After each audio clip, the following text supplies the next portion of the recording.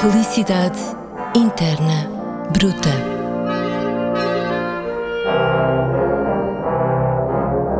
Em 1979, no filme Manhattan, talvez o primeiro em que o realizador homenageia uma cidade, Woody Allen, num célebre monólogo, faz uma lista das coisas que fazem a vida valer a pena. For me, Swedish movies, naturally. Marlon Brando, Frank Sinatra.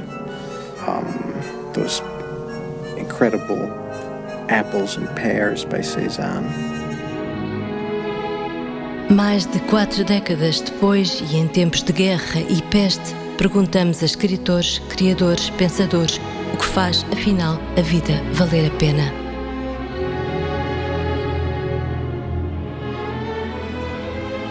Então, olá, Nuno Artur Silva, muito bem-vindo. É um gosto ter-te cá no nosso estúdio, no nosso podcast de Felicidade Interna Bruta. Muito obrigado. Nuno Artur Silva, que é escritor, guionista, dramaturgo, fundador das produções fictícias, do Canal Q, administrador da RTP, secretário de Estado, ex-secretário de Estado do Cinema, Comunicação, Audiovisual e Média. E também, enfim, eu acho que podemos nos referir a ele como assim uma grande figura do humor na altura em que o Hermano José estava no auge, porque és autor de muitos sketches conhecidos, és autor da frase "não havia necessidade", és também um descobridor de talentos, não só do Ricardo Araújo Pereira, que veio das produções fictícias, mas até da Joana Marques, que penso que veio do Canal Q e outros. E eu ia-te perguntar se, uma vez que passaste por estas fases todas da tua vida, e não falamos da pré-história do teu percurso enquanto professor, que não foram poucos anos, se sentes que isto foram várias etapas ou foram várias vidas, uma vez que tiveste em ambos os lados da barricada ou em várias barricadas? Sim, bom, há aí muita coisa. Só um pequeno detalhe: eu não sou o autor da frase "não havia necessidade", porque essa frase era de facto da mãe do Herman. Certo. Era uma frase que a mãe do Herman lhe dizia sempre que pensava que ele tinha, digamos, ido longe demais e não havia necessidade de gozar com isto ou gozar com aquilo. No concreto, foi usada porque tinha acontecido aquela polémica à volta da última ceia. E o Herman uma vez chegou ao pé de mim, e disse-me: era giro fazermos qualquer coisa com esta frase, que a minha mãe me disse agora muitas vezes, que é: "Oh filho, tu és um bom artista, não havia necessidade". E portanto foi a partir daí que nós decidimos pôr essa frase na boca daquela personagem, o Diácono Remédios, que por acaso era para se chamar Reverendo Remédios, mas isso são outras histórias também. E portanto, como acontece muitas vezes com o humor, é deslocar do contexto uma frase. Exatamente. E utilizá-la noutras circunstâncias. Feito este esclarecimento da autoria, sim, eu na base de tudo isso há, se quiseres, um entendimento que eu tenho eu sempre percebi que aquilo que eu gostava mais de fazer era ter ideias e desenvolver essas ideias em conjunto. Isto é talvez a única coisa para que eu tenho um relativo talento, que é ter ideias, escrevê-las e a partir daí fazer projetos e, portanto, trabalhar coletivamente. E se quiseres isso, de um ponto de vista benévolo, podemos dizer que é ser um escritor no século XXI, que é escrever para aqui, escrever para ali, escrever para lá. E dedicar-te exclusivamente à escrita e viver dela. Sim, mas não a escrita no sentido de literatura, digamos, no sentido mais clássico da literatura, que vive só de si própria, mas a literatura que é escrita para ser representada, para ser desenhada, para ser musicada, para ser televisionada. Bem, também etc. és autor de livros de BD. Isso também. Mas o meu trabalho sempre foi muito por um lado, esse prazer de trabalhar coletivamente, e por outro lado, essa ideia de sentir que o texto é sempre um ponto de partida para outra coisa. E o resto decorre daí. Com a própria a minha atividade como professor, que foi nos primeiros anos, era o fruto do curso que eu tinha tirado, que é o curso de literatura, certo, que basicamente dá como saída profissional dar aulas ou pouco mais. Muito bem. Então bem, fizeste um programa de governo mais ou menos, mas também fizeste programas de televisão muito, muito importantes, desde o Eixo do Mal, que eu me estou a lembrar agora, até ao jornal, o Inimigo Público, sim, o Contra-Informação, que foi uma coisa marcante, e os já são muitos contemporâneos, anos, são muitos anos. Mas agora fizeste um livro infantil muito recentemente, eu penso que antes da pandemia. O Grande Zigomático, sim. Pronto, queres explicar o que é eu já fui ver, mas... O Grande Zigomático é a história da amizade de dois miúdos, um que ri por tudo e por nada e outro que não ri. E o zigomático maior é o nome do músculo do riso. E portanto o livro parte, digamos, desta curiosidade, que é, eu senti que este nome que damos ao músculo que nos permite rir tem qualquer coisa de mágico. Como tem qualquer coisa de mágico, esta atividade de fazer rir. Fazer rir é de facto uma coisa quase mágica, porque é como se fosse uma felicidade instantânea. E eu, como durante muitos anos trabalhei no humor e com humoristas, também me interessou este lado de haver qualquer coisa de magia, porque conseguimos, nem que seja por um segundo ou dois, fazer uma pessoa feliz, ou pelo menos desmontar aquela seriedade que às vezes as pessoas têm. Não há nada melhor do que ver uma pessoa a rir. E, portanto, olha, esta é uma das razões pelas quais vale a pena viver. E está na minha lista, que vamos já a seguir. Eu ia-te perguntar essa questão do riso, e voltando um bocadinho se calhar a um assunto que não te apetece muito falar, mas juro que é a última vez, tu tiveste que usar menos esse músculo do riso quando trabalhaste com governantes e pessoas um bocadinho mais sisudas e pessoas que não sentem um enorme tédio a ler um relatório, por exemplo?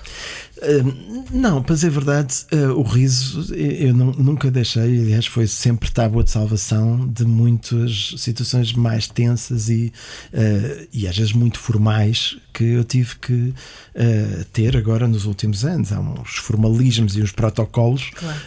E há de facto uma parte de trabalho muito chata também, e enfim, tudo isso, só podemos sobreviver a isso se não nos levarmos muito a sério. E portanto é importante manter ao mesmo tempo a determinação e a seriedade no que estamos a fazer, mas não aquela seriedade digamos hirta e inflexível e que exige uma espécie de postura de Estado. Não, isso eu nunca tive. E posso dizer que mesmo neste momento particularmente difícil que foi ter sido secretário de Estado da Cultura, ou de uma área da cultura, no momento de pandemia, exigiu, foi preciso manter também algum humor nos momentos mais difíceis, porque aí era realmente uma situação séria e grave, mas nós tivemos que também manter o espírito aberto para poder encontrar no mal os lados bons e podemos encontrar, há sempre humor, não é, em todo lado. Portanto, mesmo no pior dos momentos. Eu pareceu-me que não te consideravas um humorista. Não é um título que guardes para ti nessa vasta lista? Não, no sentido em que eu trabalhei como humorista durante anos e comecei por escrever os textos, depois passei a diretor criativo, depois passei a produtor, etc. E sim, durante uns tempos exerci essa atividade de ser humorista. No fundo é uma escrita condicionada a uma função, que é o objetivo é fazer as pessoas rir. Portanto, desse ponto de vista, temporariamente eu fui um humorista. Agora, eu gosto muito mais do humor que acontece quando não é trabalhado, ou seja, quando espontâneo, estás a falar em termos comunicacionais. Eu acho que muitos humoristas partilharão a opinião que eu tenho, que é há um certo cansaço quando se diz vou-te contar uma anedota, é como se estivesse a condicionar, vou-vos contar uma coisa engraçada, agora riam, é quase um anúncio prévio. E uma das coisas que eu acho que o humor tem muito excepcional é quando menos estamos à espera, estamos a rir. Ou seja, é aquilo que não estávamos à espera e que nos desmanchou completamente. E isso muitas vezes é trabalhado, mas muitas vezes não é. Mas sem querer fugir à pergunta, eu não me considero uma coisa específica. Se eu tivesse que considerar uma coisa específica, aquilo que a gente põe no registro dos hotéis, certo. ou eu ponho autor, pronto, que é tão vago quanto isso, autor, ou por graça eu gosto de me identificar como artista de variedades. Ou seja, porque artista de variedades, que era um conceito que existia muito nos anos 60, por exemplo, eu acho que exprimo bem aquilo que eu faço, porque sou um artista de variedades no sentido em que parece que uma das palavras desclassifica a outra, não é? E que há ali quase uma antinomia. Mas eu gosto disso, eu sinto-me bem nessa definição de artista de variedades. Vê lá se isto que eu penso é ou não um pouco herético. Quer dizer, eu tenho uma admiração muito grande pelos humoristas em termos criativos, pelos outros também, obviamente. Aliás, comunico muito através do humor. Mas eu penso que às vezes os humoristas têm o que há de mais próximo com o olhar de um poeta, porque têm que ver a realidade de um outro ponto de vista, se calhar deslocar a realidade, ou sob outra perspectiva, têm que ter um olhar quase infantil, um olhar reconstruído, um primeiro olhar, e depois a própria matéria, não é? Eles têm que ter cuidado com as pausas, cuidado com os ritmos, cuidado com a cadência e cuidado com o rasto que as próprias palavras têm, os seus significados e significantes ao longo de histórias e contextos. Eu diria que na base é mais parecido com uma criança do que com um poeta, mas na obsessão pela linguagem é mais parecido com o poeta. Ou seja, eu acho que os humoristas que são genuinamente humoristas mantêm uma espécie de infantilidade, ou seja, podem estar a acontecer coisas muito sérias e eles estão a brincar. E estão entretidos com qualquer coisa. É a tal história, voltando à postura política, por exemplo, é a tal história de estar no meio de um grande discurso político ou de um grande momento solene e estar entretido a ver os atacadores do sapato e a reparar no tal sobressalto da normalidade. Isso é uma coisa infantil que os humoristas partilham com as crianças. A semelhança com os poetas faz todo o sentido, no sentido em que o humor é também um exercício rigoroso de linguagem, e ao contrário de outras expressões artísticas em que a zona da ambiguidade é maior. A gente pode gostar, pode não gostar, bom, enfim, é subjetivo. No humor há um barómetro muito objetivo, que é: deu vontade de rir ou não deu vontade de rir. E portanto esse lado que os textos humorísticos têm de criar um efeito imediato, quer dizer, se não criam esse efeito, há ali um sentido quase de eficácia que é uma pressão sobre o autor enorme. É claro que depois podemos rir de coisas que são lamentáveis e que não devíamos rir, e podemos há sempre diferentes tipos de humor, não é? Mas na base é sempre...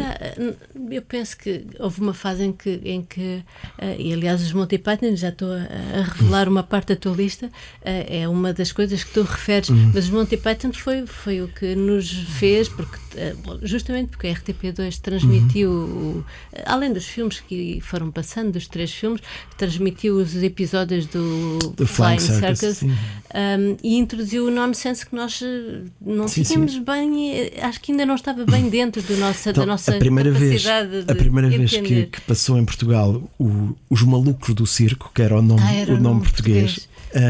Foi em 75. E eu lembro-me de ter visto isso com os meus, na altura, 11 ou 12 anos, e ter ficado absolutamente fascinado com aquilo, porque nunca tinha visto humor assim, não é? E, aliás, foi depois, quando eu fui para a RTP trabalhar como assessor criativo do Joaquim Furtado em 1996, uma das primeiras coisas que eu, com o Joaquim Vieira, na altura, quisemos muito fazer foi repetir o circo, o Flying Circus. Então foi o que eu vi. Se calhar tu viste essa segunda vez, que terá sido em 97, era no canal 96, 2, 97, na 2. à altura das telenovelas. Sim, nós tínhamos uma rubrica que criámos na RTP2 que era Clássicos da TV. e recuperámos os Monty Python e o Flying Circus, recuperámos o Twilight Zone, que era uma série também mítica americana de ficção científica, com um tipo que era o Rod Sterling. Recuperámos o Hitchcock Apresenta, recuperámos o Get Smart, que era uma série com um espião. Eram clássicos e foi a minha primeira experiência de trabalho na RTP e foi logo recuperar esses clássicos que eu tinha visto, alguns deles a preto e branco, ainda antes da Revolução. Alguns deles e logo a seguir outros. Sim, calculo que os Monty Python logo a seguir, sido a seguir. Mas há coisas que mudaram, já não nos rimos da mesma coisa. Eu lembro quando era miúda havia piadas sobre o Samora Machel e sobre os etíopes, lembras-te dessa fase? Sobre os alentejanos e sobre as mulheres louras, sobre os padres e as freiras, era uma coisa muito... tínhamos um humor um bocadinho, como é que eu ia dizer, um bocadinho provinciano, Sim, porque o humor revela muito, o humor é como uma pele. E é a pele da sociedade, se quiseres. É um bocadinho. Há qualquer coisa no humor que reage ao espírito do tempo, não é? Por isso é que os humoristas têm que ter uma espécie de antenas, não só para apanhar esse espírito do tempo, como para o antecipar, quase. Sim. Os bons humoristas antecipam e criam coisas. Olha, dou-te um exemplo muito concreto disso. Eu sempre odiei risos gravados em sitcoms e os Monty Python e o Seinfeld, por exemplo, têm risos gravados ainda, mas são dos últimos a ter. Quando veio um novo paradigma, um novo modelo, por exemplo com o The Office, que já não tem riso, não sei o quê, a primeira sensação é de estranheza, mas depois a partir daí é quase impossível regressar ao tempo em que se punham gargalhadas, não é? As gargalhadas eram um efeito de condicionamento, que era a ideia. Agora ri neste momento. Porque se pensares bem, tem a ver, se tu vês um programa de humor com uma pessoa que está predisposta a rir, é totalmente diferente do que veres um programa de humor com uma pessoa que não, por exemplo, não acha piada nenhuma àquele comediante. Não sei se já tiveste esta experiência, mas imagina, vais ver um programa do Hermano José com uma pessoa que adora o Herman e que ele ainda não entrou e já está a rir. É totalmente diferente a experiência do que vê-la com uma pessoa que diz, não posso com este tipo, e que cria ali logo a chamada ambiente não propício a gargalhadas. E portanto é esse efeito de, parece que a dada altura as coisas só tinham piada quando havia gargalhadas que sinalizavam a piada. Eu experimentei isso como produtor quando tentei, no Herman Enciclopédia, tentámos pôr 100 gargalhadas. E parece que faltava qualquer coisa, mas faltavam uns anos. Estávamos em 1996 e ainda era cedo para fazer essa jogada. E 3 ou 4 anos depois já teria sido possível. A sensação deve ser quase trabalhar sem rede, não é? Precisam ali de uma espécie de aconchego. Parece que aquilo não tinha, aquilo ia para o ar e ficava seco. Depois há umas coisas também que caracterizamos como comédia antiga, que é quando é uma coisa que soa mesmo falso, que é não ter só risos, mas ter também ruidinhos engraçados. Sim. Ou ter músicas supostamente cómicas para reforçar a comédia, que é uma coisa que hoje em dia é sinal normalmente de má comédia. Exato, temos sempre malucos do riso que esses olham para a câmara e fazem uma careta. Mais óbvio do que isso. Pronto, mas isso teve o seu tempo e a sua época. O humor vive muito dos contextos, não é? E depois há também as questões do poder que estavas a falar, não é? Quando era aceitável fazer humor a partir da discriminação de minorias, do gozo das minorias, etc, etc. Isso, felizmente, houve aí também uma evolução. E é muito importante isto. Eu creio que assim, nós não podemos dizer, não podemos fazer humor com isto ou com aquilo. Eu sou completamente... a história dos limites do humor. Sim. É aquela ideia que o humorista define o seu público, ou seja, se tu vais fazer piadas brejeiras e grosseiras, o teu público será um público de pessoas brejeiras e grosseiras. Se tu vais fazer um humor intelectual e sofisticado, a partir do teu público é intelectual e sofisticado. Isto é, aquilo que tu fazes determina as pessoas que te vão ver. Certo. E é assim que deve ser. E, portanto... Mas deixa-me só dizer-te, alguma evolução aconteceu quando na RTP2 em plena Páscoa passou a Vida de Breia e praticamente não houve claro, reclamações, nem se leu nenhuma. Sim, eu fui um dos coautor dos sketches da Última Ceia em 1997, salvo erro, e expressão adequada, ia caindo o Carmo e a Trindade, Certo. mas felizmente nessa altura, lá está o Joaquim Furtado, que era o diretor, emitiu os sketches. Mas o Herman, por exemplo, teve um período difícil em que teve sem patrocínio durante algum tempo, houve ali uma contestação social, houve pessoas que acharam que aquilo não tinha espaço num canal público e que era uma ofensa à religião, apesar daquilo de sermos um Estado laico, o peso da Igreja Católica, isso já está. Mas repara também, quer dizer, isto é o meu lado pessimista, que nem sequer devia estar neste podcast, mas se calhar as pessoas não perceberam nada da vida de Brian, porque, enfim. Não, eu acho o que é engraçado. Que é quase impossível, mas eu pode acho ter piada ter passado a vida de Brian na Páscoa, porque passou também ao mesmo tempo na RTP a tradicional cobertura das cerimónias religiosas. Sim, e isso é que eu acho que é mérito da televisão pública, que é poder ter na mesma semana as cerimónias religiosas e ao mesmo tempo um filme que é já um filme clássico. E que é um gozo à vida E que de Cristo. mas é um maravilhoso filme, eu diria que é das melhores comédias de sempre. Sim, gostas mais da vida de Brian do que do Gosto. sentido da vida? É o melhor Cálice filme Sagrado? dos Monty Python, é a vida de Brian, por tudo e mais alguma coisa. E ainda hoje revejo com prazer enorme. Sim, e descobre-se novas Há coisas. sempre mil e podemos, coisas, há sempre descobrir detalhes. quem é que faz de quê e não tínhamos Sim. reparado a primeira. É daqueles filmes que se revisita sempre e para mim é de facto o filme bíblico, é o meu filme bíblico favorito. Sim. Sim. Olha, há bocadinho disseste que o humor se faz em equipa, e porquê é que muitas vezes os humoristas trabalham em duplas como os publicitários? Sim, é porque é muito difícil estar sozinho em frente à folha a escrever. Se vês até as equipas do humor, onde o humor é mais industrializado, que é a tradição anglo-saxónica, as equipas são enormes, têm montes de pessoas, porque normalmente é um trabalho muito desgastante estar à procura de piadas, sobretudo quando já tens história, séculos não, mas décadas de humor, e portanto isto já foi feito, aquilo já foi feito, aquilo já foi feito. E também pode testar a graça. Portanto, com o humor, como o Jorge Luís Borges, o escritor, dizia que o humor é um êxito de conversação. E ele tem alguma razão nisto quando diz que o humor vive é um êxito de linguagem, um êxito no sentido, lá está, que é premiado com uma gargalhada, nesse sentido de tal eficácia instantânea. E portanto, muitas vezes o facto do humor ser, o processo de escrita ser conversado, trabalhado, um diz mata, o outro diz fola, se fosse assim, experimenta assim, é muito tal, a tempestade cerebral favorece isso. Depois, no momento da decisão de fecho do texto, é importante haver, se calhar, uma pessoa que olha para aquilo e que sintetiza, não é? Mas para a criatividade eu acho que a tal efervescência de linguagens porque é muito linguagem o humor, não é? Claro.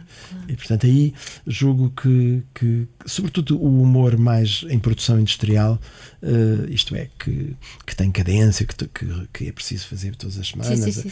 isso exige equipas, porque senão aliás, os Monty Python, que falámos há pouco, Sim, trabalhavam assim para a grande tristeza do Eric Idle, que ficava sozinho a escrever canções. Eu quando comecei a escrever para o Herman, era eu sozinho, sentado, e ele disse-me: olha, gostava que me escrevesse as aberturas do programa, era o Parabéns na altura. O que é que fazias? O stand-up inicial? O stand-up inicial, que eram 5 ou quase 10 minutos às vezes. E eu, boa noite, bem-vindos, o que é que eu vou escrever para o Herman? E de início foi muito duro e solitário, foi por isso que eu comecei a chamar pessoas para virem em auxílio. E aí começamos a formar a equipa, as produções fictícias nascem daí. Muito bem, dessa necessidade de fazer equipa, esse trabalho. Além de que depois é muito divertido trabalhar em equipa, é melhor do que estar sozinho ali com a folha. Pronto, divertimos-nos, rimos das piadas. Pronto. Mas tem que haver alguma compatibilidade entre essa dupla, não é? Devia haver uma espécie de Tinder para humoristas que achem graça às mesmas coisas. Não, tenham a o mesmo história tipo de humor. tem que rir das mesmas coisas, não é? Estavas a dizer que havia Tinder para humoristas? que há no sentido em que às vezes há sítios que atraem as pessoas que têm aqueles. Ou seja, as pessoas vão atrás daquilo que acham graça, do que gostam, portanto, juntam-se no tipo de humor. Há quem goste como as do humor de bandas que acabam stand-up, por, ou quem prefira fazer o humor de revista, ou quem prefira fazer o humor. E, portanto, digamos, os Tinders são de acordo com os estilos de humor que cada um prefere, não é? Felicidade interna bruta.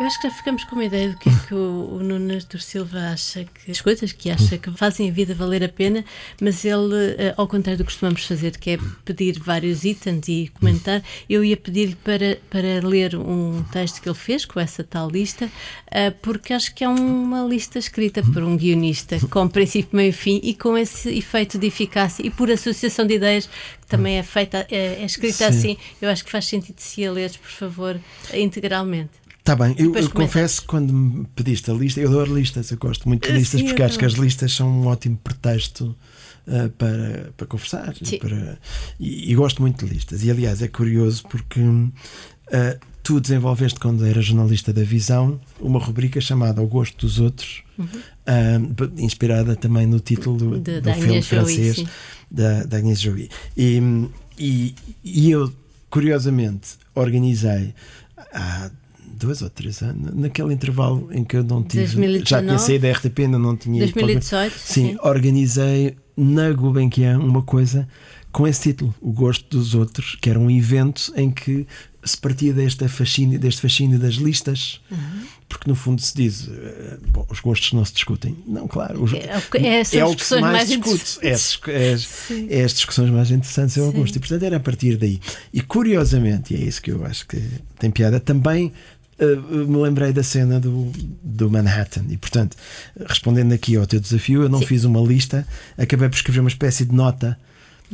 Mas é muito sequencial. Muito bem, então pronto. Gosto muito dessa cena e desse filme, Manhattan, do Woody Allen, e hoje o Woody Allen é quase um realizador proscrito. E portanto, por causa disso, dá-me vontade de escolher esse filme, o Manhattan, que aliás é um dos filmes que ele normalmente não escolhe, mas é dos que eu gosto mais dele. E escolho, portanto, uma das minhas escolhas é claramente os filmes do Woody Allen. E é como homenagem para ele, porque é nesse filme, no Manhattan, que ele enumera, a personagem dele enumera as coisas pelas quais vale a pena viver. César, e portanto, os caranguejos. em jeito de provocação, visto que hoje o Woody Allen se tornou uma vítima do movimento woke e da loucura toda que é isto do fundamentalismo. Ou chamamos-lhe uma lógica de cancelamento. Sim, a cultura de cancelamento, não é? Portanto, escolho o Woody Allen e os filmes do Woody Allen como provocação e homenagem, uma ou outra ou as duas. E lembro-me que também, quando fiz isso na Gulbenkian sobre o gosto, uma das coisas que nós recuperávamos era um documentário do Bruno de Almeida sobre a Amália Rodrigues.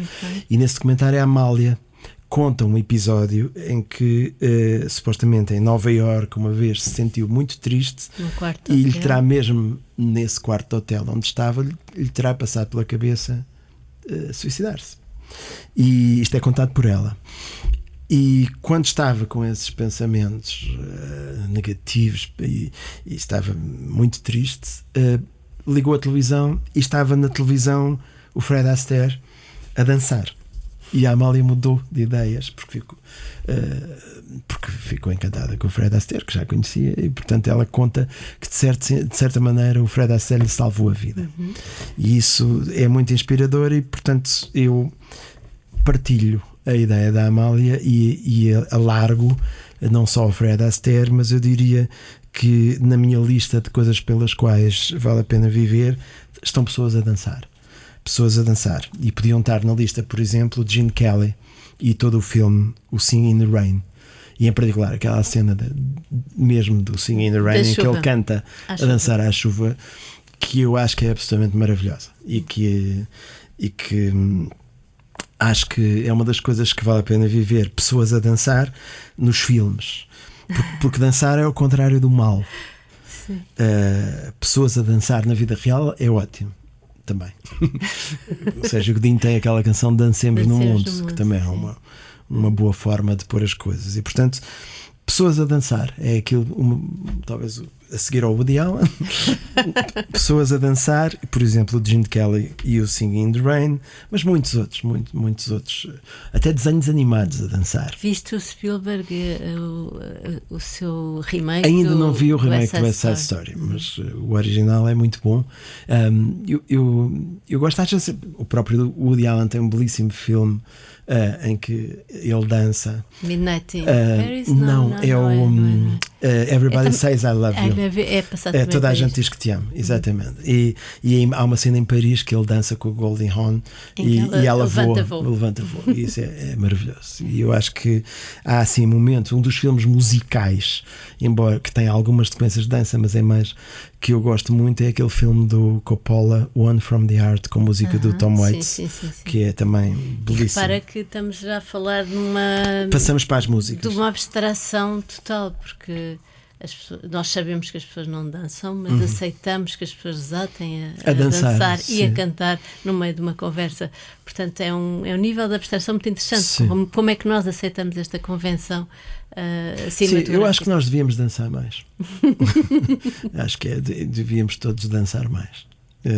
Muito bem. Depois, músicas. Bom, e se calhar até mais que músicas, aquilo que eu adoro é canções. Há uma centena, milhares de canções que salvam a nossa vida. Mas antes das canções eu até preciso dizer, por exemplo, música por onde escolher. Por exemplo, uma das coisas que sempre me enche de felicidade é ouvir o concerto de Colónia do Keith Jarrett. Eu sei que é já hoje quase um standard e um lugar comum, mas em particular aquele primeiro movimento, a primeira parte e a última parte, acho que são excepcionais. Ou, por exemplo, o Flamenco Sketches do Miles Davis com o John Coltrane. Esses para mim são ambos jazz, não sei se há alguma preferência. Já gosto daquele lado mais cool jazz, quer dizer, o Jarrett é uma coisa. Sim, aliás, ele faz imensas fusões até com música clássica. Sim, e este concerto de Colónia é uma história incrível. Tinha tudo para dar errado, era para não tocar. Eu uma vez entrevistei o produtor, o Manfred Escher, e estava entusiasmado porque ele devia ter 1 milhar de histórias sobre coisas, porque ele editou toda a gente. Foi a entrevista mais decepcionante, porque eu disse, então como é que foi com o Keith Jarrett, o concerto? E ele disse, pois, ele não queria tocar. Então como é que ele tocou? E acabou, não, eu convenci-o. Pronto, era assim, era um alemão seco. Que não... mas de qualquer maneira a história, já não sei se é lenda, mas é que o piano era muito, muito má qualidade, ele estava zangadíssimo. Sim. Então dizem, se o piano fosse realmente o piano que ele deveria ter, ele se calhar não ia dar aquelas voltas todas para tornar aquilo uma coisa que é memorável, não é? Pois, mas é de facto Nunca se sabe. Mas pronto, esse para mim foi é uma daqueles coisa que temas... resultou bem. Eu ando a ouvir esse disco há seguramente mais de 30 anos e ainda hoje o ouço com a descobrir ainda 1000 sonoridades. Acho que já sei aquilo de cor, de trás para a frente. Aquilo tranquiliza-nos e ao mesmo tempo dá-nos energia e ao mesmo tempo é nostálgico e ao mesmo tempo é alegre. Tem tudo. E é essa coisa que a música, só a música tem, que é como a matemática das artes, ou seja, não tem um referente, não tem sentidos e significados que nós possamos dizer que é isto ou aquilo, é abstrato e ao mesmo tempo é concreto. Nós vamos encaixando os nossos sentimentos lá dentro. Bom, mas eu falei nas canções e de facto as canções, quer dizer, há uma lista infindável, mas para sermos práticos e concretos e podemos ter o que falar, eu diria Caetano Veloso. Eu acho que o Caetano Veloso é muito provavelmente o artista que mais me inspirou sobre todos. E não tinhas aquela coisa de o clube do Caetano e o clube do Chico, quem é que gostas mais? E às vezes ias variando ao longo do tempo. Sim, Platão, Aristóteles, Chico ou Caetano, claro que sim. Mas eu acho que há um quarteto mágico na música brasileira que é Jobim, João Gilberto, portanto, António Carlos Jobim e João Gilberto na Bossa Nova, e depois Chico Buarque e Caetano Veloso já da Bossa Nova, depois no tropicalismo. Certo. E o que se seguiu. É claro que há muitíssimos mais nomes absolutamente extraordinários, porque a música popular brasileira é de uma riqueza inacreditável. E eu aderi a ela na altura em que os meus colegas todos estavam no rock sinfónico e nessas coisas todas.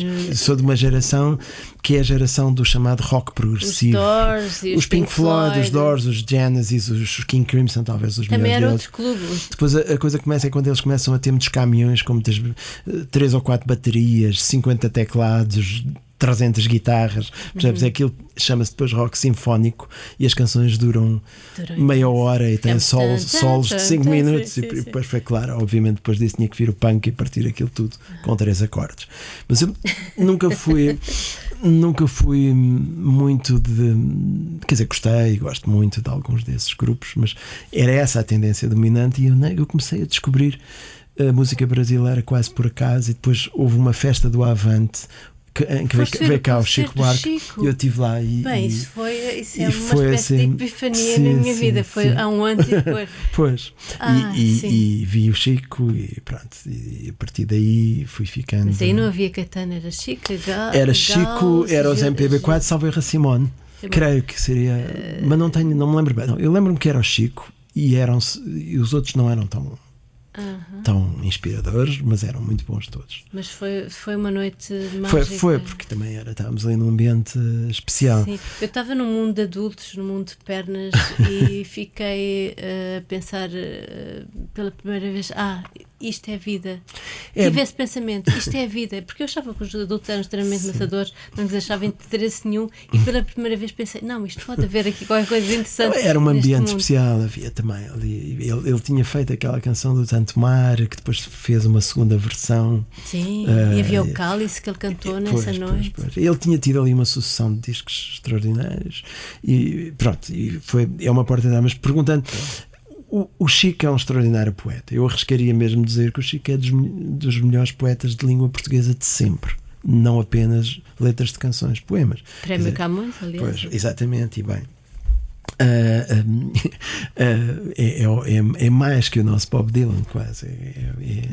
Mas é um escritor de canções clássicas, ou seja, aquilo é uma mistura, digamos, do formato clássico da canção francesa ou italiana com o samba brasileiro, mas o formato de canção no Chico é bastante estabilizado. O Caetano Veloso é um inventor, quer dizer, eu tinha falado no quarteto, o Jobim é um maravilhoso músico, quer dizer, o Jobim inventou um género musical. É uma coisa. Inventou uma linguagem? É uma linguagem, é um universo. Jobim inventou o universo e é um músico absolutamente excepcional. E o João Gilberto é um dos melhores cantores de sempre, porque numa altura em que toda a gente disputava quem tinha a voz mais projetada e que toda a gente cantava em over singing, sim. ele faz uma coisa absolutamente afinada e em versão minimalista, mas em que a cada audição tu descobres as extraordinárias harmonias e as nuances. E, portanto, inventa um género. Quer dizer, o Chega de Saudade, aí sim, há um antes e um depois do Chega de Saudade. Ouvir o Chega de Saudade, e se tivesse ouvido em 1958, salvo erro, quando ele saiu, quer dizer, inventou-se uma coisa nova, de facto. Não existia antes dele. E, portanto, João Gilberto, Tom Jobim, e depois há aquela outra geração que tem um gênio letrista e com sentido melódico excepcional, que é o Chico, e tem o tipo que mete aquilo tudo, digamos, mistura tudo e que se reinventa a cada disco e que experimenta, ousa, arrisca e que é extraordinário letrista, mas também cria melodias novas e mistura os géneros, e que é o Caetano, que depois com a idade se transforma também num excepcional cantor, que é quando ele começa naquela fase, sobretudo na fase em que ele é produzido pelo Jacques Morelenbaum e que ele faz aqueles discos, incluindo aquele disco espanhol, com canções espanholas, isso tudo, que é em que o Caetano se transforma, para além de tudo, num excepcional cantor. Envelheceu muito bem, não é? Envelheceu muitíssimo bem. Sim. E depois, não sei se viste, há uma coisa que eu acho que é interessante ver-se, que é um festival da canção de 1967 em São Paulo, em que aparece o Chico Roda Viva, em que aparece o Caetano com a música é que mete Coca-Cola e bicho Alegria, justamente. Aparece a Gala? Não era a Gala, era a Elis e o Gilberto Gil e depois uma série de pessoas e aparece aquele tipo que ficou conhecido por ter partido uma guitarra irritadíssimo com o público, porque aquilo era uma euforia, era uma o gritaria. Festival da canção deles, mas aquilo depois tinha o lado político com também. Com certeza, sim. E a música do Chico está cheia e do Caetano estão cheias de recados, digamos assim. Sim. E portanto, absolutamente, eles todos esses todos que eu disse, e muito em particular o Caetano, porque é absolutamente inspirador. Tudo o que ele fez do formato de canção, as mudanças, as experiências, ao mesmo tempo a ligação com o passado, o respeito pela tradição, o respeito pelos que vêm de trás, a maneira como ele, por exemplo, produziu o João Gilberto e recuperou o João Gilberto, e a maneira como ele inventa o que não estava lá antes. Ele pega naquela famosa canção do Peninha, que não era assim tão famosa, e faz uma canção só dele, não é? Que qual é? A do sozinho. Sim, não, ele recria coisas, até a Amália ele canta de uma maneira que nós nunca tínhamos ouvido. E, portanto, e a Paloma, tal que estamos a referir. Sim, no filme do Almodóvar, é belíssima aquela cena em que ele canta Cucurú. Paloma. Pena não cantares um bocadinho. Não, isso não. Mas pronto, é essa ideia. Já estragamos a nossa ideia. A lista, eu dizia que não tinha interromper, mas não resisti. E é esta ideia, e é também uma ideia de Brasil, ou seja, o que eles trazem é também o Brasil que daria certo, por oposição a este Brasil que nós temos hoje, dominado por este presidente absolutamente indescritível de mau. E que é anticultura. E que é tudo o oposto de que eles são. Exatamente. E, portanto, é num sítio que devia ser um sítio amplo e cheio de luz, um corredor escuro e tenebroso. E, portanto, é o Brasil ter se tornado o contrário do que prometiam estes artistas todos excepcionais. Bom, mas continuando. Tu chamas de uma ideia de Brasil dançável? Sim, porque, quer dizer, ver, por exemplo, falamos também no Gilberto Gil, por exemplo. Lembro-me, estava a ver no outro dia o vídeo que fizeram quando ele fez 80 anos e todos cantavam aquela canção Com Fé eu Vou.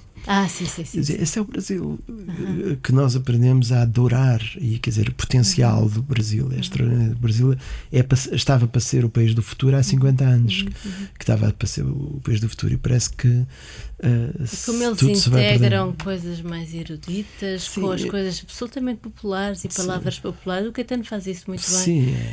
Vão buscar as coisas da Mangueira e associam à Flor do Lácio daquele senhor que fez o hino. Tudo isso, toda essa riqueza da cultura popular brasileira e a capacidade de assimilar, que nós, por efeito da dominação americana, associamos só à América do Norte. E existe, se calhar, até de maneira ainda muito mais interessante na América do Sul e em particular no Brasil. Mas agora ressurgiu a música brasileira, mas não tem nada a ver com... Há gente muito boa, quer dizer, agora é claro que Caetano Veloso, Chico Buarque, Jobim, João Gilberto e mais Gilberto Gil e mais uma série de outros, é um firmamento com estrelas muito brilhantes, não é? Sim, são gigantes muito altos para estar aos ombros deles. Sim. Continuando em canções, e já que estamos no momento em que estamos aqui a conversar, estamos em maio, e isso lembra-me sempre o Maio Maduro Maio, do Zeca Afonso, que era um gênio também, e este arranjo em particular do Maio Maduro Maio que o Zé Mário Branco fez, que ainda se ouve hoje com a mesma frescura, é incrível, a versão original, tal como apareceu no Cantigas de Maio. Portanto, não gostas de nenhum cover ou da Cristina Branco? Gosto, e da outra miúda, como é que se chama? Amy Curl, como é que ela se chama? Não me lembro, que fez há relativamente pouco tempo também uma versão do Maima Durmai, que é muito boa, muito boa. Mas aquele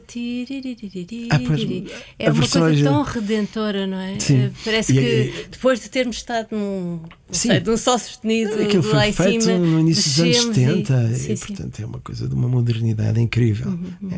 E portanto este está um bom exemplo. E depois, continuando nas canções, lembrei-me de mais duas. Eu acho que o Raindrops Keep Falling on My Head, por associação de ideias, tem a ver com o Singing in the Rain outra vez, porque eu pensei canções para cantar à chuva também. E o Raindrops Keep Falling on My Head, que é do Burt Bacharach. O Burt Bacharach é um absolutamente genial autor de canções, que ainda é vivo, tem bem 95 anos, e que é autor de algumas das canções mais fortes do cancioneiro americano, que nós não associamos ao mesmo autor porque os ouvimos de cantoras diferentes. Neste caso ouvimos-la num O filme. Raindrops Keep Falling on My Head, que associamos sempre àquele filme com o Paul Newman e o Robert Redford a andar de bicicleta, o Butch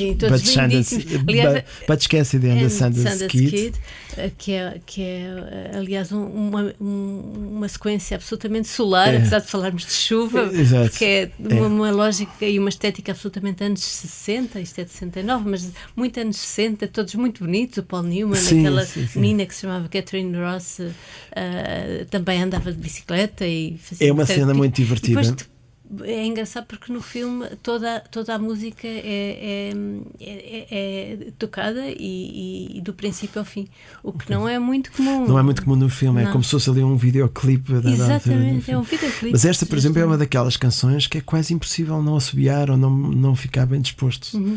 Raindrops Keep Falling on My Head é uma canção sobre otimismo. E puxando o Burt Bacharach, quer dizer, o Burt Bacharach é o autor de um dos grandes hinos que a Aretha Franklin fez, que é aquele do The Moment I Wake Up, como é que se chama? A Little Prayer, I Say a Little Prayer, que é uma canção genial. Quer dizer, e aí a Aretha Franklin fez metade da canção com a interpretação, mas é do Burt Bacharach e do Al David, que é o autor das letras.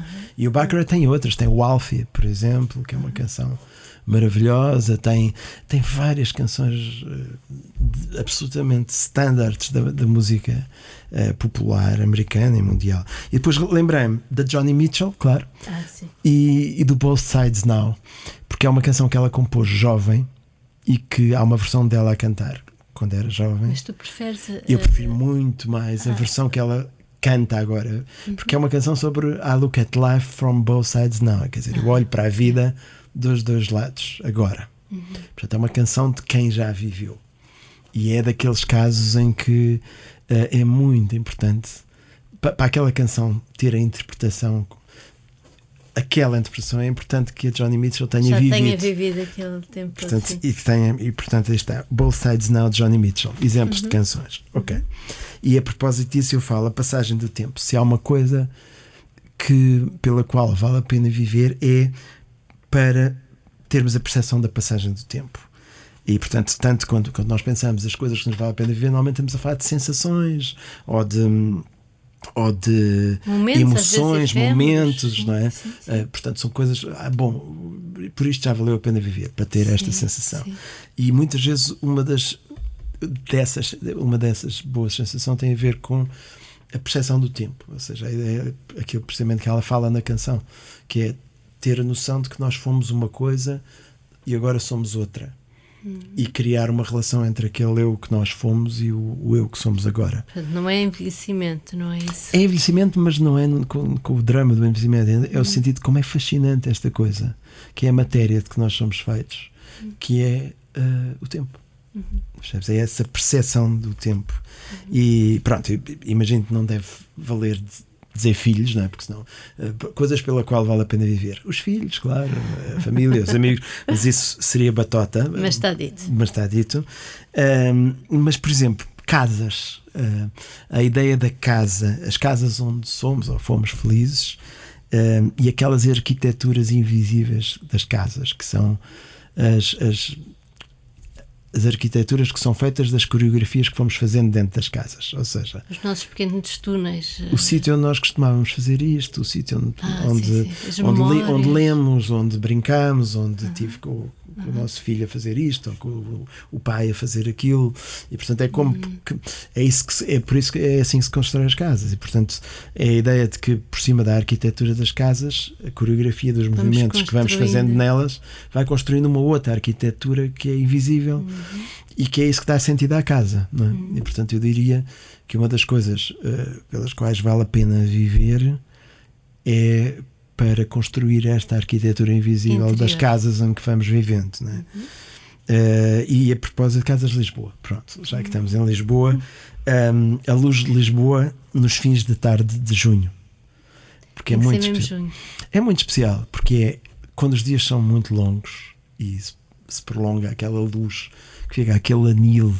Depois é o tempo dos jacarandás também, e é aquele ar doce de Lisboa, aquela coisa quase que se saboreia, para além de ver. Tu agora já não és um lisboeta. Eu sou um lisboeta, só que não vivo. Eu transformei-me em transeunte de Lisboa, em vez de habitante. Sim. E portanto eu digo, esses fins de tarde de junho em Lisboa, com o azul, anil, jacarandá e a lua, não é? E depois, a propósito disso, o céu e as estrelas. Isso é. Eu lembro-me que uma das coisas que me fascinou mais foi ter visto a chegada à Lua, não é? Aquela coisa, eu tive a sorte de, em 1969, ver na televisão portuguesa, creio que não em direto, porque por causa da diferença horária. Não, por causa da diferença horária. E sabes, uma das coisas que eu descobri depois foi que no dia em que o homem chegou à Lua, a primeira notícia do telejornal da RTP não foi a chegada à Lua, foi uma inauguração do Américo Tomás. Eu já tinha ouvido dizer, sim. Isso descobri agora há relativamente pouco tempo e é muito cómico. Felicidade interna bruta. Mas eu lembro-me de ver, imagino que no dia seguinte à chegada à Lua, aquelas imagens a preto e branco. E tu tens essa memória? Tenho essa memória porque houve ali uma comoção em casa, né? Nós tínhamos um televisor a preto e branco pequenino onde eu vi uma dessas de coisas, vi os filmes do John Ford, do Hitchcock, que a RTP única na altura passava. Portanto, isso também me deu uma visão de que sim, é verdade que o cinema deve ser visto em grande ecrã, sim, é verdade que há filmes que só são desfrutados, mas se não houver mais nada, como eu agradeço poder ter visto tanta coisa naquele ecrã com o tamanho mínimo a preto e branco, e a chegada à Lua foi certamente um daqueles momentos que nos fez absolutamente sonhar. E a propósito disso, um dos meus ídolos, o Carl Sagan, e portanto a personalidade do Sagan e aquele rigor científico dele e ao mesmo tempo a capacidade e divulgador, é o grande divulgador dos programas do espaço e que eu lembro-me de ver aquilo tudo fascinado, que é uma coisa aliás que foi muito marcante na nossa infância, porque havia a escalada e a corrida espacial e depois esqueceu-se, mas foi passado para o final dos telejornais. Na minha infância era um sonho incrível, porque é aquela coisa, olha para as estrelas à noite, a quantidade de séries e filmes que havia. Bem, Star Wars acompanhou-nos ao longo de 45 anos. Eu, curiosamente, nunca fui um grande fã de Star Wars, mas há um filme que me deixou completamente rendido, que é Os Encontros Imediatos, de terceiro grau, do Spielberg, que é um filme sobre o possível encontro com as extraterrestres. É absolutamente benigno. E é maravilhoso. É um filme... É, digamos, uma visão otimista do que poderia ser. E o contacto é através da música. E através da música. E é um belíssimo filme. E lembro-me do Carl Sagan, e há uma história do Sagan que eu adoro, que é ele esteve envolvido no lançamento da Voyager, que é aquela sonda que leva para os confins, que leva para os confins do universo, o disco gravado a ouro com os sons da humanidade. Tem sons de crianças, tem pássaros, natureza, tem também, creio que, o Louis Armstrong e Beethoven e não sei o quê. Este também tem Beatles. E Beatles e pronto, e essas coisas todas. E a Voyager durante anos foi andando, e quando estava quase a sair do sistema solar, e portanto seria o último contacto, isto foi há relativamente pouco tempo, foi o Carl Sagan que disse: deixa-na virar e tirar a última fotografia da Terra. E a Voyager virou-se para o planeta Terra, que era um pequenino ponto azul. Pálido ponto azul. Não é? E portanto aquela foi a mais longínqua fotografia jamais tirada. E a Voyager é o objeto que mais longe foi, o objeto humano que mais longe foi. E aquilo eu acho que é de uma beleza incrível, esta ideia de aquele ponto onde estamos todos, sabes? Onde todos os que morreram e todos os que vivem estão ali. Parece assim o Aleph o pequeno ponto. E o Carl Sagan tem um livro exato, é o Aleph, sim.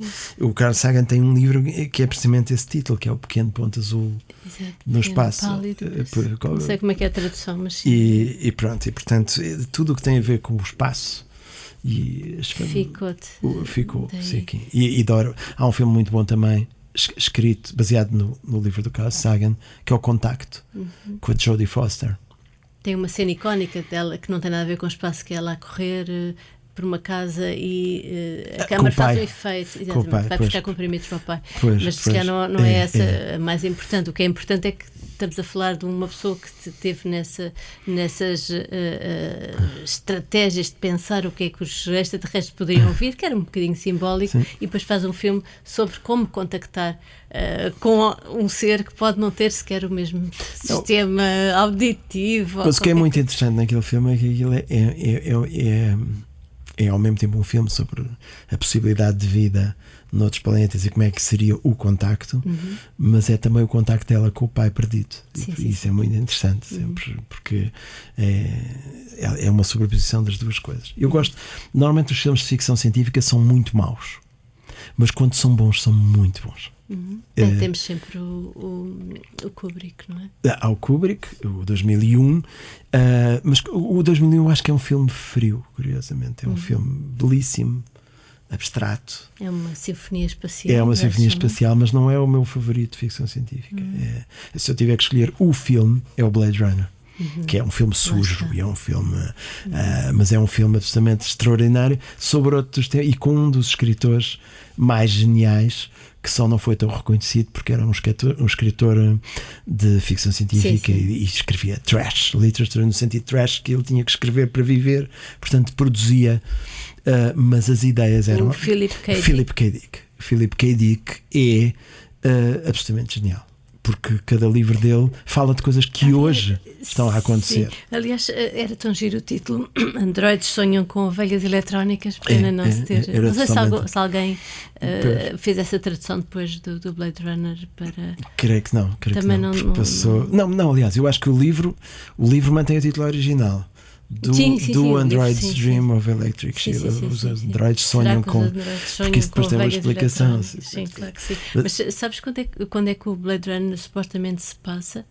Já foi? Em 2019. Em 2019. Estás a ver como as nossas expectativas infantis e de adolescentes. O futuro já não é o que era. Já não é de todo. Não, mas o Blade Runner é um filme. Depois fizeram um novo Nada Blade mal. Runner, também gostei. Gostei muito. Mas já se passa em 2049, o que me parece também um pouco cedo para haver replicantes e colónias no espaço extragaláctico. Mas o tema, a ideia da fronteira entre o artificial e o humano, e sobretudo aquela ideia da memória e de que aquela imagem do replicante que sabe que vai morrer e que tudo o que ele tem na memória dele não sabe se implantadas ou não, mas é a dele que se vai esvair, não é? Que ele usa aquela imagem que é como lágrimas na chuva, perde-se tudo.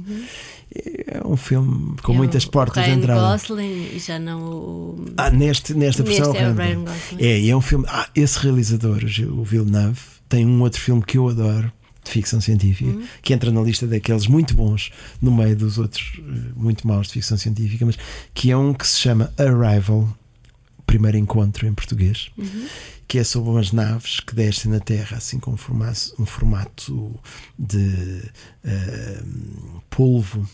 São eles, as próprias são uma espécie de anémonas. Sim. E também é uma dificuldade de contacto enorme. É uma história incrível, aliás, baseada num conto que é Story of Your Life. E é belíssimo. Bom, mas portanto, cinema. Do cinema passamos para os livros. Exato. Coisas pelas quais vale a pena viver é para recuperar o prazer das minhas primeiras leituras, que eram quando eu de facto comecei a ter prazer na leitura, e que foi com livros de aventuras. Eu acho que com quase toda a gente. Bandas desenhadas, muitas bandas desenhadas.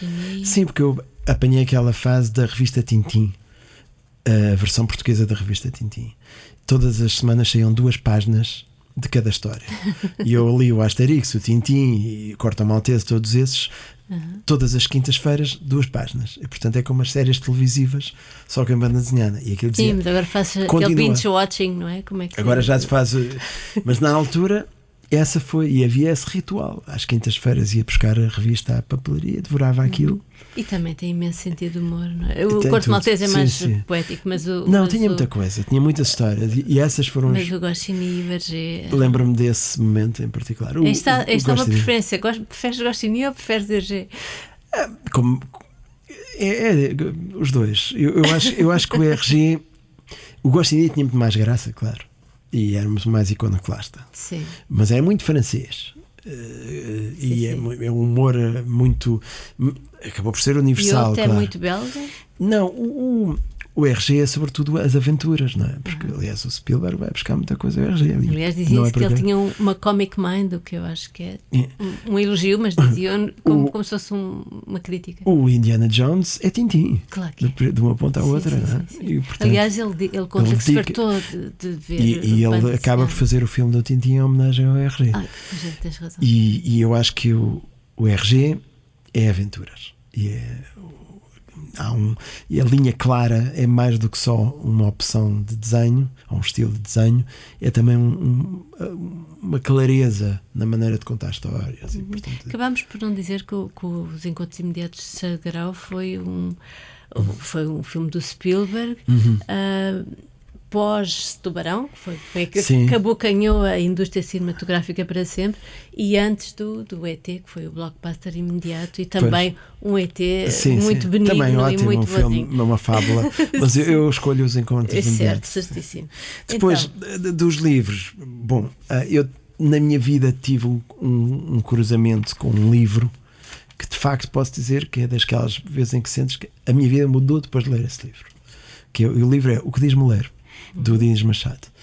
Eu estava no Liceu Pedro Nunes e o livro tinha acabado de sair, portanto, fim dos anos 70. E há um colega meu, mais velho, porque eu tinha assim uma admiração, porque ele tocava numa banda rock, que era os Go Girl Blues Band, e há um amigo meu, o João, que me disse: olha, lê este livro, que é este livro. E eu comprei o livro e li. E o livro, eu não percebia bem o que era aquilo à partida, porque eram 2 tipos com nomes de automóvel a falarem com o outro, Austin e Mr. Deluxe, e a falarem de um rapaz e de uma mulher que fez um relatório sobre um rapaz. Aquilo é um misenabismo? Sim, misenabismo, ou seja, porque eles estão a ler um relatório. De alguém que fala de alguém? Sim, mas quando comecei, digamos, quando desmontei o modelo, que eles estão a falar de um tipo que fez um relatório sobre um rapaz, e este rapaz viveu num bairro popular em Lisboa, e eu comecei a identificar-me não só com aquele mundo, mas sobretudo a ficar deslumbrado com a linguagem, ou seja, porque aquilo é muita oralidade. É muita oralidade. Eu tinha um livro que misturava o registro literário, digamos, mais metafórico e com riqueza vocabular. Um bocadinho beckettiano, não? Em alguns pontos, sim. E mostrava isso com a linguagem de rua, com o coloquial, com os palavrões. Numa página tinha um poema que parecia um poema pessoano, noutra página tinha uma lista, uma enumeração de coisas. Depois fazia referência ao cinema, à banda desenhada, os heróis, fazia referência aos bairros populares, e eu achei, uau! Aquilo para mim teve um efeito, é isto que eu quero fazer. E passado não sei quantos anos, de certa maneira fizeste. E tive a sorte, porque isto foi nos anos 70. Foi em 77, em 2007. E aquele livro ficou-me para sempre. Depois eu fui professor e nas minhas aulas dava sempre bocados de livros, entre outros livros também O que diz Mulher. E há um dia que eu estou a fazer organizei umas leituras numa livraria, e decido, numa livraria que era ali na Rua de São Bento, organizar uma leitura do que diz Mulher, e convidei o José Pedro Gomes e o António Feio para lerem. E aquilo, de alguma maneira, inconscientemente, eu já estava a sentir a compor ali o... E conheci o Diniz. E há um momento que é na Lisboa 94, em que o António foi ver ter comigo e disse: tens alguma ideia que podíamos apresentar à Lisboa 94? E disse: tenho. Acho que podíamos fazer a adaptação do Que Diz Mulher para teatro. E já estava o casting feito. E acho que tu eras o Mr. Deluxe e o Austin era o Zé Pedro e o António Jorge fazia desenho. Sim, fazia António Jorge Gonçalves. E o António diz: então fazemos aí a proposta. Porque ele fez figurinos também. Fez o cenário, figurinos, tudo. E portanto, fomos buscar o Nuno Rebelo, que era dos Melerif Dada, para fazer a música, e formámos a equipa. E o António dizia-me sempre: complica lá isso para ver se isto passa. Complica. E isso era usar uma linguagem que pudesse ser mais teórica para ter mais hipóteses do projeto ser apoiado. Porque se a gente dissesse que aquilo era uma adaptação do Que Diz Mulher para teatro, com muito peso de desenho, não sei o quê, nem é provável. Não é numa época contemporânea, o cruzamento das linguagens, blá blá blá. E o António, eu lembro-me sempre que ele, quando era para concorrer aos apoios, ele diz: complicar isso. Mas isso é um conceito interessante, porque simplificar, qual é a graça? E portanto eu complicava e ganhámos o projeto e fizemos então o Que Diz Mulher. E lembro-me, pedi obviamente a autorização ao Diniz e o Diniz disse: isto já tanta gente tentou adaptar isto, correu sempre tão mal, vocês vejam lá no que é que se vão meter. e correu muito bem. E foi dos melhores projetos da minha vida, pelas razões artísticas, mas sobretudo pelas razões pessoais, porque depois fiquei muito amigo do Diniz, em quem eu reconheço de alguma maneira uma espécie de eu não diria, é uma grande influência naquilo que eu depois fiz, embora não se note se calhar, mas que é essa ideia de mistura de registros, o lado humorístico, o lado de dominar tão bem a maneira como as pessoas falam e os mas isso é inimitável no Mulher, e é o que ele tinha conseguido. E o Diniz, e a figura do Diniz, que não podia estar mais longe dos circuitos literários, percebes? Era um tipo totalmente... Bem, ele aliás fazia livros policiais. Fazia livros policiais com pseudónimo. Denis McShay. Era uma figura. No dia em que fizemos a estreia no São João do Porto, fomos com o Diniz e depois ele desapareceu e tinha ido para o hotel ver o Sporting. Olha, depois tens o Borges. E depois tenho o Borges, que é uma... Porque o Borges e as ficções e aquele estilo, de facto, que ele criou, de mistura do real com a ficção e aquela a sabedoria que ele tinha, da maneira como ele olhava para a literatura, e ainda que não gostasse, depois com o tempo, enfim, fui mudando em relação a algumas coisas do Borges, mas no essencial o fascínio absoluto daquele jogo de espelhos, daqueles os temas borgianos, o tempo, os tigres, os labirintos, a duração, os dons, tudo isso são de facto os temas. E é curioso porque é um grande escritor. Quando nós precisamos de valorizar um conto, nós podemos sempre dizer: bem, mas o Borges só fez contos. Só fez contos. É isso, sim. Depois. E depois a poesia. Poesia, que para mim a melhor poesia é aquela, tal como do humor, ao acaso, sim. Que é aquilo que de repente tu descobres num livro de um poeta que nem é. Descobres um grande poema, por exemplo. Isso é o melhor. Descobriste assim algum grande poeta ultimamente? Não, mas vou descobrindo coisas muito boas às vezes em livros que já não me lembrava. Depois tem ciclos em que, quer dizer, é muito engraçado ver, por exemplo, qual foi. Eu tive, como acho que todos, quando apanhei o Pessoa nos anos 80, aliás, eu foi por pouco, quase que tive que ir trabalhar na Arca da Pessoa, Teresa Rita Lopes. Eu tive. Começou, foi nessa altura que saiu o livro do Desassossego e havia aquele momento em que se estava a descobrir o Pessoa, e eu também fiquei fascinado com aquilo tudo. E a Teresa Rita, na altura, convidou-me para ir trabalhar para a Arca, e eu tive que escolher se ia para a Arca do Pessoa ou escrever para o Herman, que é uma das Pronto, escolhas. Já sabemos o que é que escolheste.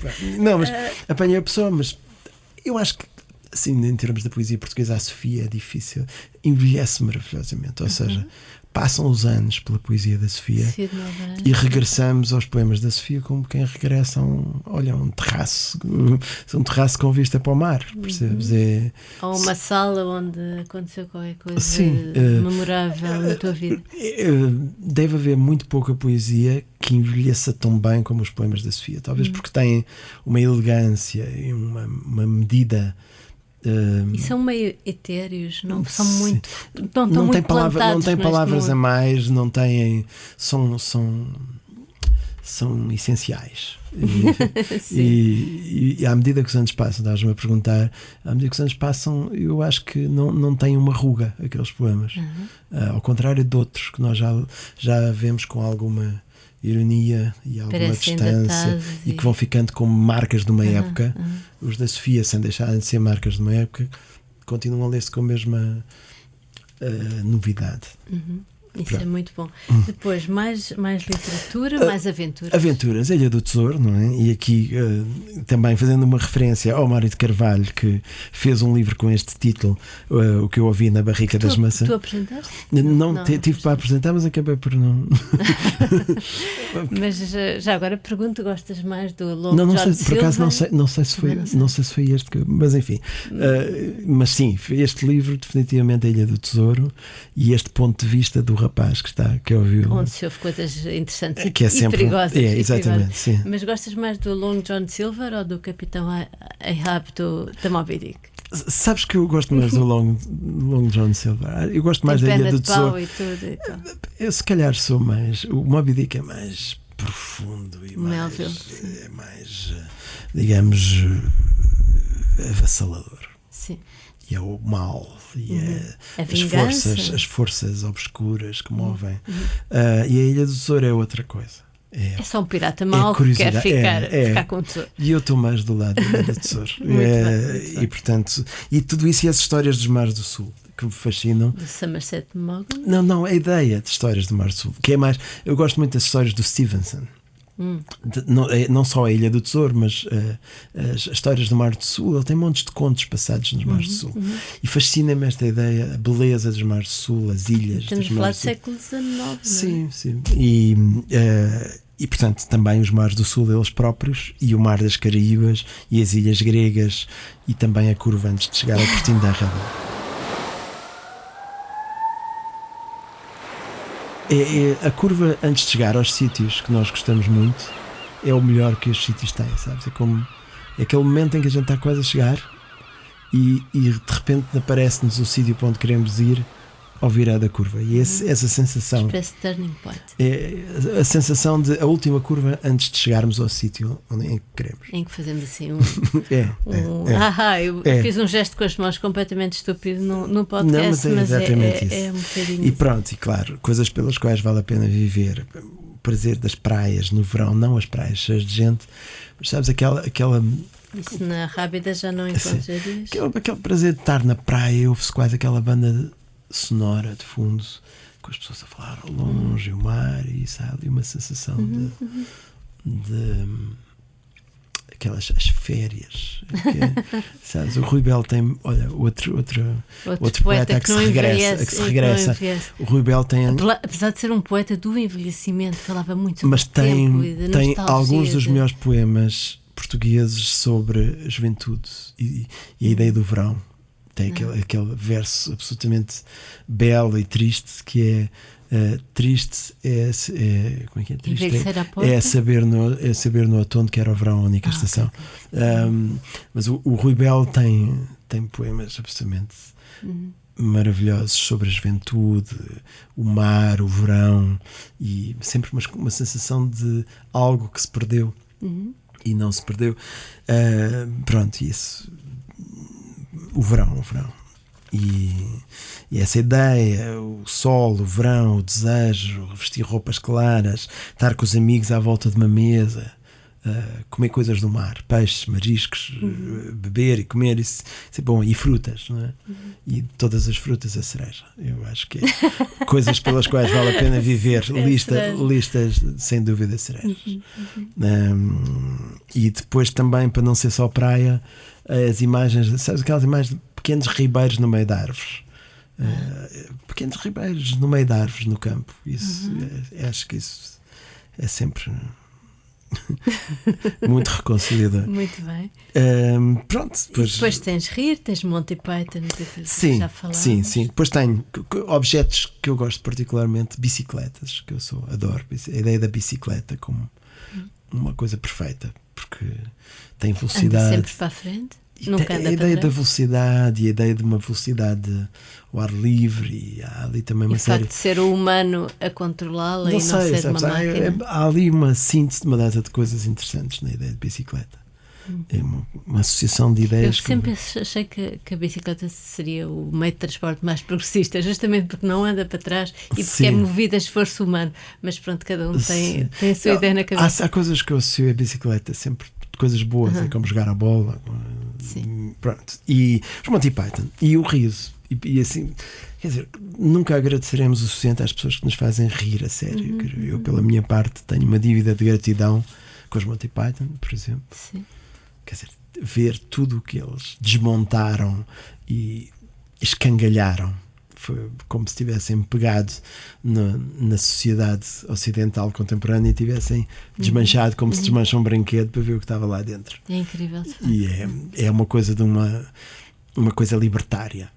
E eu tive uma sorte incrível de conhecer e até a falar há algum tempo com o Terry Jones, que era um dos Monty Python, porque ele esteve cá a ensinar uma peça. E ele perguntando, e ele dizia: bom, para nós aquilo era normal. A surpresa foi sermos um fenómeno mundial que não estávamos a contar. Sim, eles eram uma espécie de Beatles do humor. Exatamente. E o John Cleese esteve para vir. vem agora. Vem mesmo. Espero que. Eu comprei bilhete, mas depois, já não sei. Eu também espero que ele não falhe. O espetáculo tem um título a John Cleese, Sim. Antes, a última oportunidade de me ver antes de morrer. Né? Mas depois alterou. Mas pronto. Mas quem nos faz lembra, por exemplo, de uma cena de um filme do Chaplin que eu adoro, que é Nos Tempos Modernos. Há uma cena em que ele vê um caminhão daqueles das obras que tem uma daquelas bandeirinhas de sinalização pendurada, e o caminhão arranca e a bandeirinha de sinalização, que é uma bandeira supostamente vermelha, o filme é preto e branco, mas que é uma bandeirinha, ele vai atrás do caminhão com a bandeira e acena com a bandeira, e no momento exato em que ele vai atrás do caminhão, sai por trás dele uma manifestação de trabalhadores, tudo com bandeiras. E portanto o Charlot, o personagem, sem dar por isso, tempos modernos, sem dar por isso, está à frente de uma manifestação. Ele julga que ia só a fazer sinal ao homem do caminhão, e está à frente a liderar uma manifestação, e no momento seguinte vem uma carga policial para cima dele.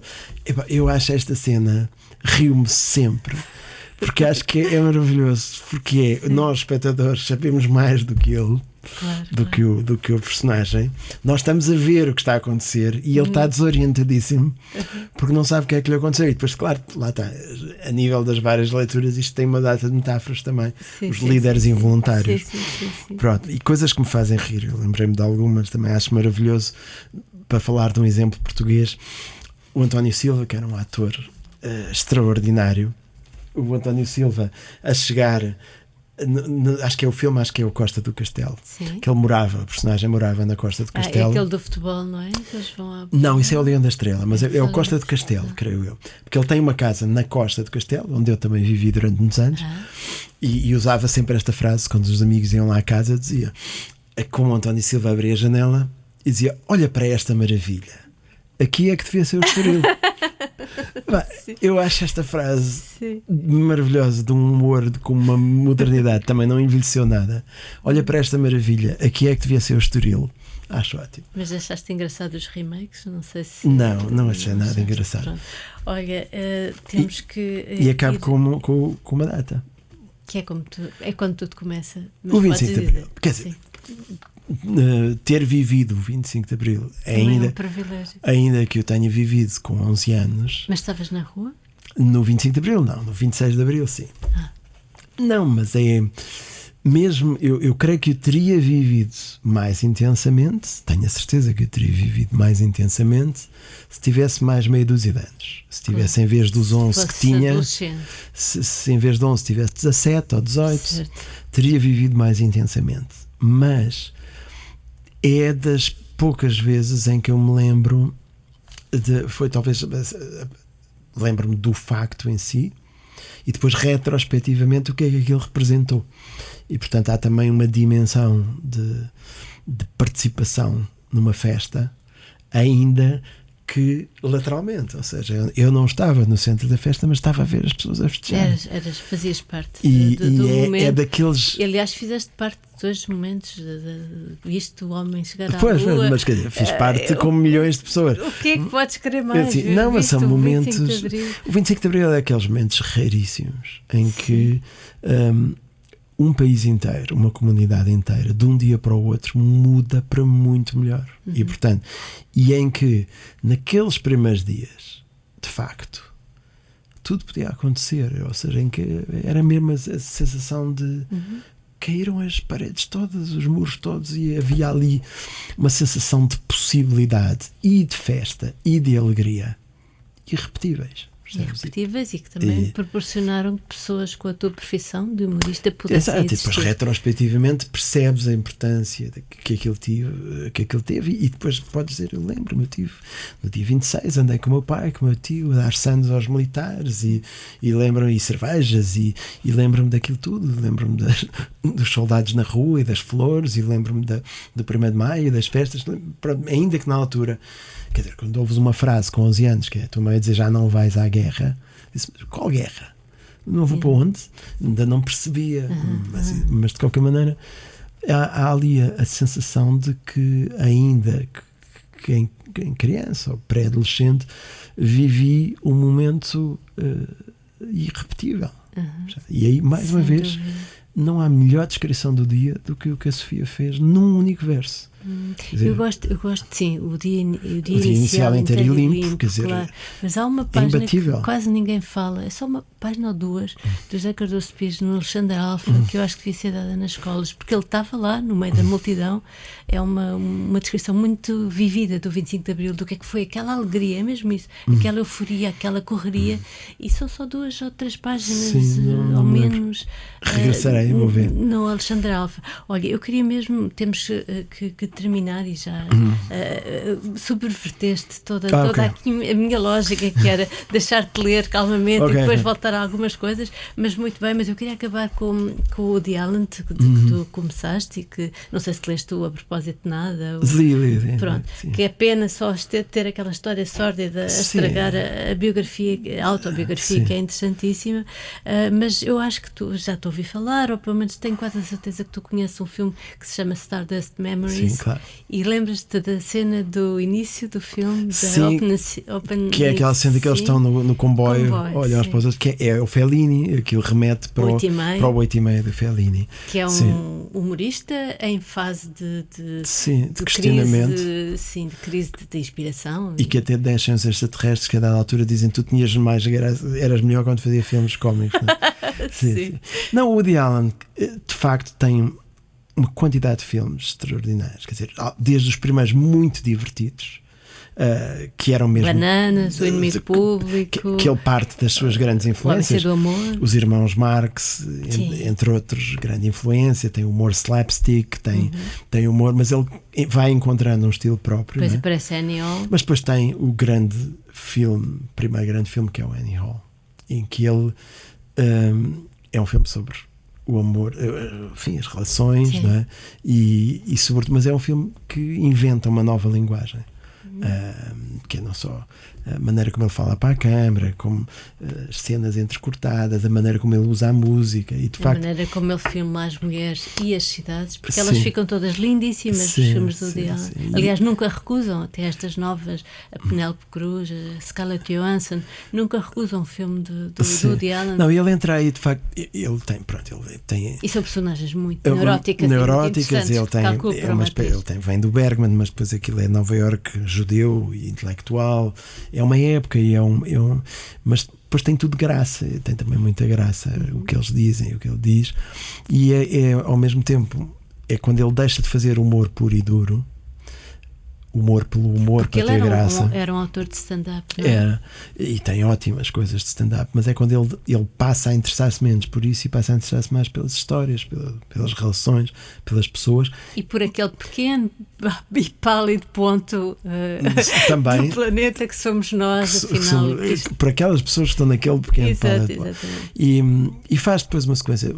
Aquela sequência, Annie Hall, e depois logo a seguir Manhattan. Exatamente. É muito bom. E depois, pouco tempo depois, o Stardust Memories, que se chamava em português Memória. Não me lembro. Também não sei dizer. E depois tem filmes magníficos.